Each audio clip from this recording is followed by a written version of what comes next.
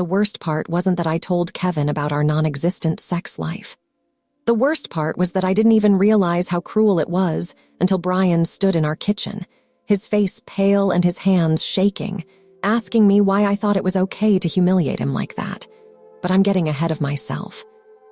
Let me start where it really began, not with that conversation, but with the slow, suffocating silence that had crept into our marriage like smoke under a door. Brian and I met in 2018 at a mutual friend's wedding. I was 32, he was 34, and we both had that slightly desperate edge that comes with being single at events where everyone asks about your love life. He was the kind of man who still opened car doors and remembered to ask about your day, even when his own had been hell. A veterinarian with gentle hands and infinite patience for both animals and people. We moved in together after 8 months, married after 2 years. The early days were easy in that way that makes you believe you've figured something out that everyone else struggles with. We had our routines, our inside jokes, our Sunday morning ritual of pancakes and crossword puzzles. I thought we were building something solid. The intimacy started fading around year 4, not all at once. It was gradual, like watching your hair grow. You don't notice it happening until suddenly you look in the mirror and realize everything has changed. At first, it was just tiredness. Brian worked long hours at the clinic, and I was pulling late nights at the marketing firm where I'd landed after my previous company downsized. We'd collapse into bed exhausted, promising ourselves we'd reconnect on the weekend. But weekends came and went. There was always something: errands to run, family obligations, that mysterious fatigue that settles into your bones when you're not quite happy but can't pinpoint why. Months passed between meaningful touches. When Brian would reach for me, I'd find reasons to pull away, too tired, too stressed, too something. I started creating elaborate excuses to avoid intimacy. I'd stay up late watching Netflix, claiming I needed to unwind from work. I'd schedule early morning workouts, knowing that Brian preferred evening intimacy. I'd develop sudden headaches or stomach issues whenever I sensed he was building up to suggesting we be close. The guilt from these fabrications only made me more distant, creating a cycle I couldn't seem to break. Brian began to notice the patterns. He'd suggest we go to bed together, and I'd suddenly remember urgent emails I needed to send. He'd try to kiss me longer than a quick peck, and I'd pull away claiming I needed to check if I'd locked the front door. These small rejections accumulated like paper cuts, each one minor but collectively devastating. I watched him start to doubt himself in ways that broke my heart. He'd ask if I liked his new haircut with genuine anxiety in his voice. He'd apologize for things that didn't need apologies. Sorry for being tired after a 12-hour shift. Sorry for wanting to spend Saturday morning in bed together. Sorry for existing in a way that apparently annoyed me. The confident, easygoing man I'd married was slowly disappearing, replaced by someone who seemed to be constantly walking on eggshells.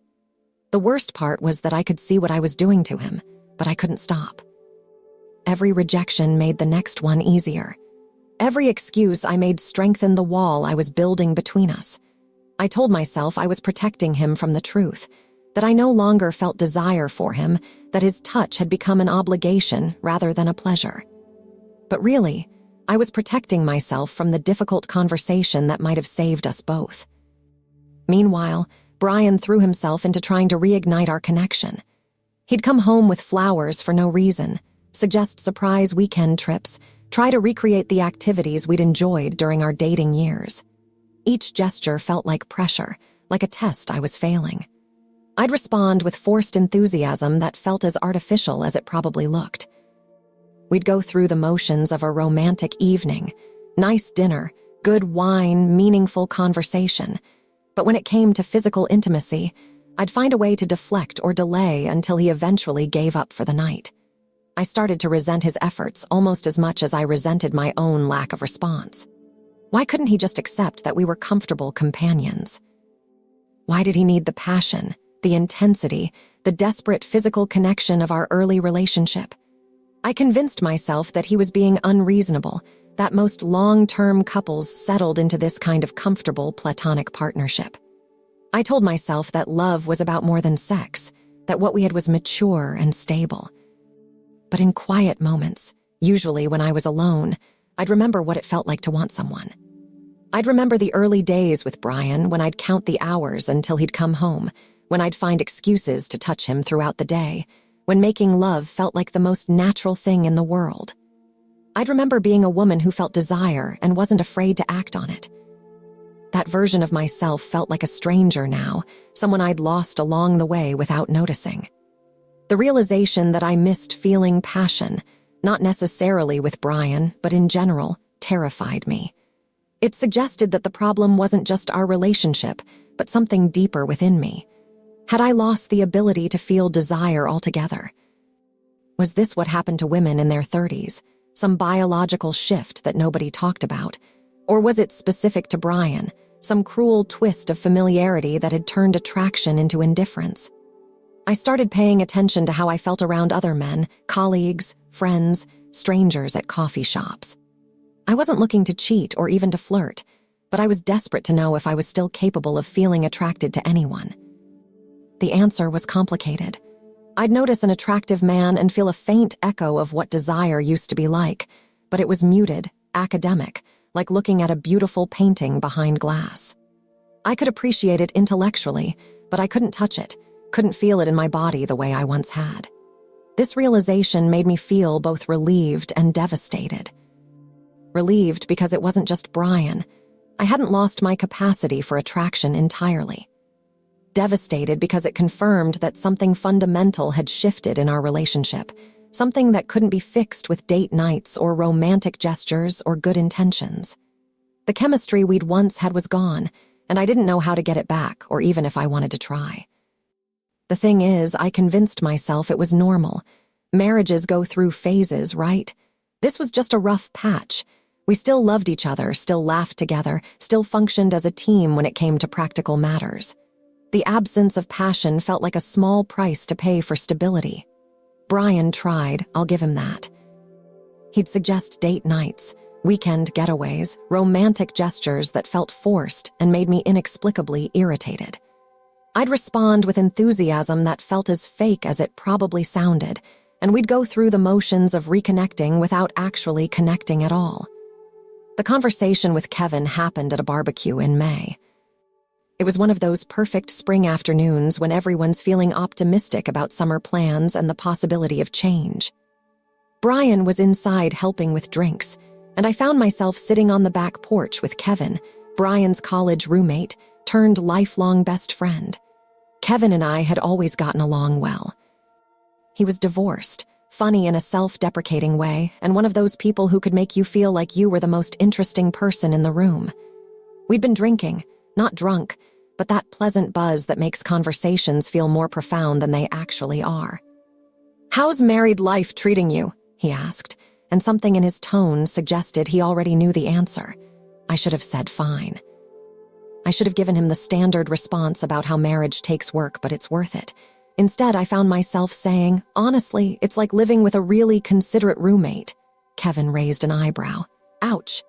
"I don't mean it in a bad way," I said quickly, though even as I said it, I knew that wasn't true. "It's just different than I expected, more mundane." "Different how?" And that's when I crossed the line. That's when I said things I should have said to a counselor, or to Brian himself, or to no one at all. I told Kevin about our dead bedroom. I told him about how Brian still tried to initiate intimacy, but I felt nothing. I told him about how I'd started sleeping on the couch some nights, claiming I didn't want to wake him when I got home late from work. "I love him," I said, as if that justified everything. "But I'm not in love with him anymore, and I don't know how to fix it." Kevin listened without judgment, nodding at the right moments, asking gentle questions. It felt good to finally say these things out loud, to have someone validate that yes, this was hard, yes, I was allowed to feel trapped in my own life. "Have you talked to him about it?" Kevin asked. "How do you tell someone you're not attracted to them anymore? How do you explain that their touch feels like an obligation?" "Maybe start with the fact that you're not happy," Kevin suggested. "Brian's a good guy, he'd want to know." I nodded, but even then, I knew I wouldn't have that conversation. It was easier to tell Kevin about my problems than to face them with the person who mattered most. What I didn't know was that Brian had been watching us through the kitchen window. He'd seen the intensity of our conversation, the way I leaned in when I talked, the way Kevin's hand briefly touched my arm when he made a point. He'd seen me animated and engaged in a way I hadn't been with him in months. He didn't say anything that night. We drove home in comfortable silence, and I felt lighter somehow, as if sharing my burden had made it easier to carry. I was kind to Brian in the way you're kind to people you feel sorry for. I made his favorite dinner the next night and listened with genuine interest when he told me about his day. For almost a week, I thought maybe the conversation with Kevin had been therapeutic. Maybe I'd worked through some of my feelings and could approach my marriage with renewed energy. Maybe we could find our way back to each other. Then Brian came home early on a Friday afternoon and found me in the kitchen, unloading groceries and humming along to a song on the radio. I was actually having a good day. Work had gone well, the weather was beautiful, and I'd bought ingredients for an ambitious dinner I planned to cook for us. "We need to talk," he said, and his voice was different, flat and careful, like he was trying very hard to control it. I set down the bag of apples I was holding and turned to face him. "What's wrong?" "Kevin called me." The bottom of my stomach seemed to drop away. "Oh." He said he felt terrible about your conversation last week. He said he'd been thinking about it all week and decided I deserved to know what my wife really thinks about our marriage. I opened my mouth to explain, to minimize, to somehow make this better, but Brian held up a hand. He told me about the dead bedroom comment. He told me you said living with me was like living with a roommate. He told me you're not in love with me anymore. The words hung in the air between us, and I realized there was no way to take them back, no way to explain them away. They were true, and Brian knew it, and Kevin had forced both of us to confront something I'd been avoiding for months. "Brian, Is it true?" The question was simple, direct, and impossible to answer without destroying what was left of our marriage. But the marriage was already destroyed, wasn't it? I'd just been too cowardly to admit it. "Yes," I whispered. Brian nodded slowly, like he'd expected this answer but hoped he was wrong. "How long have you felt this way?" "I don't know, it's been gradual. I kept thinking it would get better.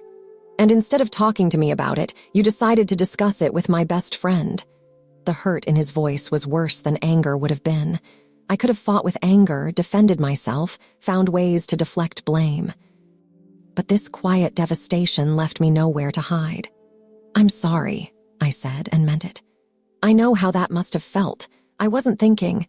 You weren't thinking about how it would feel for me to learn that my wife finds me repulsive. You weren't thinking about how humiliating it would be to have Kevin, of all people, tell me that my marriage is over." "I don't find you repulsive," I said desperately. "That's not what this is about." "Then what is it about, Alexandria? Because from where I'm standing, it looks like you've checked out of our marriage but didn't bother to tell me." He was right, of course. I had checked out. I'd been going through the motions, being polite and considerate while feeling nothing deeper than mild affection. I'd been hoping the feelings would come back on their own, that I could avoid the difficult conversation by waiting for a miracle. "I don't know what happened," I said finally. "I wish I could explain it. I wish I could fix it." Brian leaned against the counter, suddenly looking older than his 38 years. "I've been trying to fix it for months. I've been trying to figure out what I did wrong, what I could do differently. I thought maybe if I was more romantic, more attentive, more something." "You didn't do anything wrong," I interrupted. "This isn't about you. It's about me, about something that changed inside me that I can't control." "But you could control who you talked to about it." That stung because it was true. I could have kept my mouth shut. I could have found a therapist or a close female friend or figured out how to have this conversation with Brian himself. Instead, I'd chosen to confide in the one person guaranteed to make this situation more painful for everyone involved. "I'm sorry," I said again. "I know that doesn't fix anything, but I am genuinely sorry. I never meant for you to find out that way." "How did you mean for me to find out? Or were you planning to just keep pretending indefinitely?"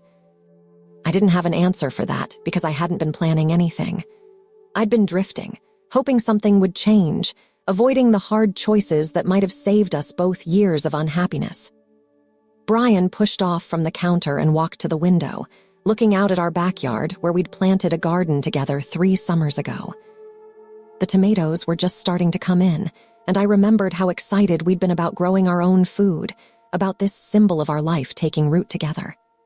"I've been thinking about this all week," he said without turning around. Kevin called me last Monday, and I've spent every day since trying to figure out how to save our marriage.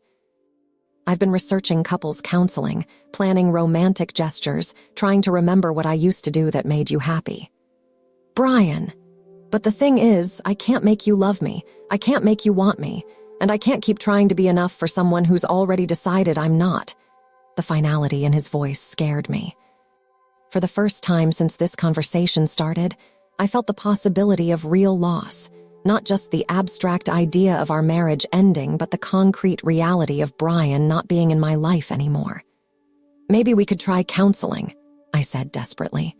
Maybe if we worked with someone, we could figure out how to get back to where we were. Brian turned to face me, and I saw something in his expression that I'd never seen before, a kind of tired resignation that made him look like a stranger. I don't think you want to get back to where we were, he said quietly. I think you want to, but that's not the same thing. He was right again. I did want him, wanted to feel the way I'd felt in the beginning, but I couldn't manufacture those feelings through sheer will. Love isn't a choice you make once. It's something you feel, something that either exists or doesn't. So what happens now? I asked. Now I stop trying to fix something that doesn't want to be fixed. Now I stop pretending that if I just love you enough, you'll love me back the way I need you to. I do love you, I said, and it was true, even if it wasn't enough. I know you do, but you're not in love with me, and you can't force that feeling any more than I can force you to have it. We stood there in our kitchen, surrounded by the groceries I'd bought for a dinner we'd never eat together, and I realized this was it. This was the moment our marriage actually ended, not with a fight or a dramatic gesture, but with the quiet acknowledgement that sometimes love isn't enough. I'm going to stay at Kevin's for a few days, Brian said. We can figure out the logistics later. The irony wasn't lost on me that he was going to stay with the person who'd precipitated this crisis, but Kevin had probably done us both a favor, even if it hadn't felt like kindness at the time. Brian, I'm sorry, I said one more time. I'm sorry I wasn't brave enough to have this conversation with you first. I'm sorry I let things go on for so long. I'm sorry I can't be the wife you deserve. He nodded, and for a moment I thought he might cry, but he just picked up his keys from the counter and walked toward the door. The thing is, he said, pausing in the doorway, I thought we were building something together. I thought we were working toward the same future. But you were just existing, going through the motions, and I can't live like that anymore. After he left, I sat alone in our kitchen for a long time, thinking about what he'd said. He was right. I had been just existing. I'd been coasting on the momentum of our early love, assuming it would carry us through indefinitely. I'd been selfish and cowardly, prioritizing my own comfort over the health of our relationship. But as painful as this was, there was also a strange sense of relief. The pretending was over. The careful navigation around our problems was over. The weight of unspoken truths was finally lifted. 3 weeks later, Brian moved out permanently. We were kind to each other during the process, dividing our belongings with the same careful consideration we'd once brought to planning our future together. He took the dog, which seemed right. Rex had always been more attached to Brian anyway, and I traveled too much for work to be a good single pet parent. Kevin called to apologize, but I told him not to. He'd forced us to face something we'd been avoiding, and while it was painful, it was also necessary. Brian deserved to know that his marriage was already over. We both deserved the chance to find something better than what we'd settled for. The divorce was finalized 8 months later. We remained friendly, but didn't try to stay close friends. Too much shared history, too much awareness of each other's flaws and disappointments. But when I heard through mutual friends that Brian had started dating someone new, I felt genuinely happy for him. He deserved someone who would light up when he walked into a room, someone who would choose him every day, not just tolerate him. I learned something important from the wreckage of my marriage, that love requires both feeling and action, both emotion and choice. I'd had the choice without the feeling, and Brian had had the feeling without the choice. Neither of us had been willing to do the hard work of creating something new together. Looking back now, I wish I'd been braver sooner. I wish I'd been honest with Brian about my feelings before they calcified into indifference.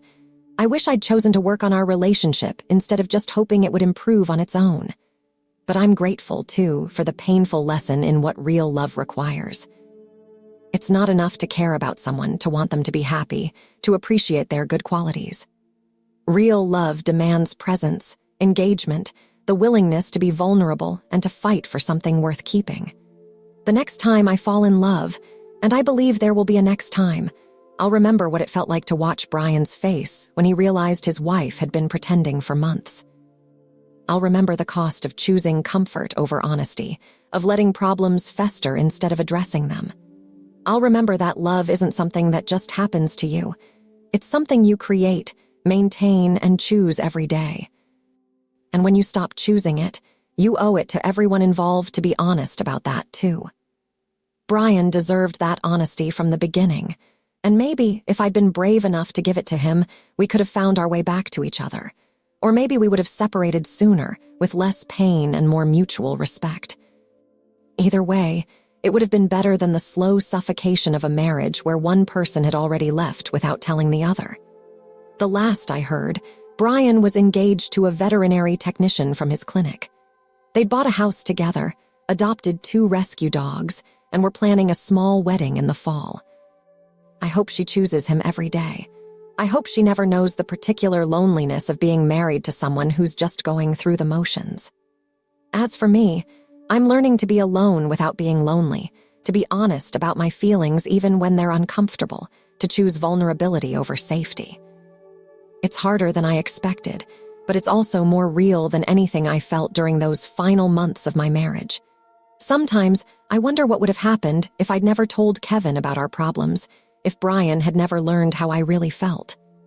Would we still be together, still pretending, still slowly eroding each other's confidence and joy? Probably. And that would have been the real tragedy, not that our marriage ended, but that it could have limped on indefinitely, keeping us both from the possibility of something better. I told his best friend about our dead bedroom, and he confronted me and said he was done trying. It was the kindest thing he could have done for both of us.